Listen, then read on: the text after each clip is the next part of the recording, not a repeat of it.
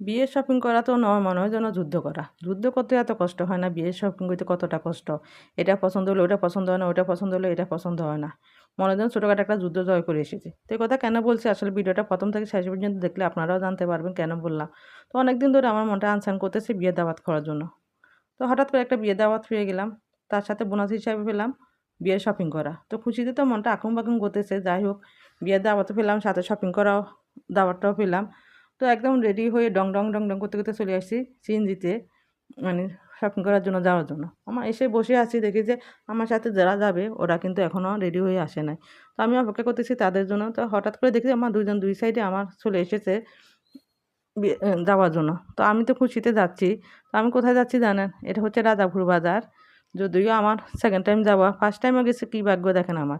First টাইমও রাজাপুর বাজারে গেছি বিয়ের শপিং করার জন্য। এখন সেকেন্ড টাইম যাওয়া, এটাও কিন্তু বিয়ের শপিং করার জন্যই যাওয়া। যদিও বাজারে আগামাথা আমি কিছুই চিনি না। এটা হচ্ছে দাগনভূঞা থানার মধ্যে রাজাপুর বাজার। তো বাজারটা একদম বড়ও না, আবার খুব বেশি ছোটও না। তো অনেক কিছুই আছে এটার মধ্যে, আবার অনেক কিছু নাইও।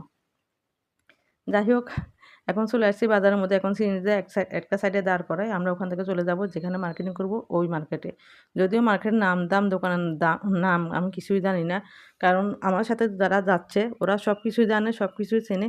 এই জন্য আমার কোনো কিছু না জানলেও হবে। জাস্ট আমি ওদের সাথে যাচ্ছি শপিংগুলো পছন্দ করার জন্য। মেয়ে মেয়ের জন্য কী, কী কেনাকাটা হবে। যেহেতু আমি ওদের সিনিয়র, তো এই জন্য আমাকে নিয়ে যাওয়া। আর যারা গেছে ওরা কিন্তু পোলাপাইন সবগুলাই।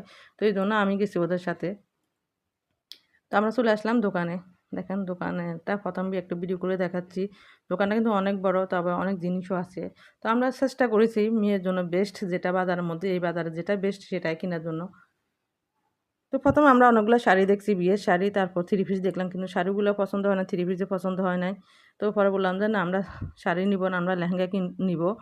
তো দোকানদার আমাদের ২-৩টে লেহেঙ্গা দেখাইছে, কিন্তু লেহেঙ্গা দেখানোর পরে দেখা যাচ্ছে তো ওইগুলো আমার পছন্দ হচ্ছে না।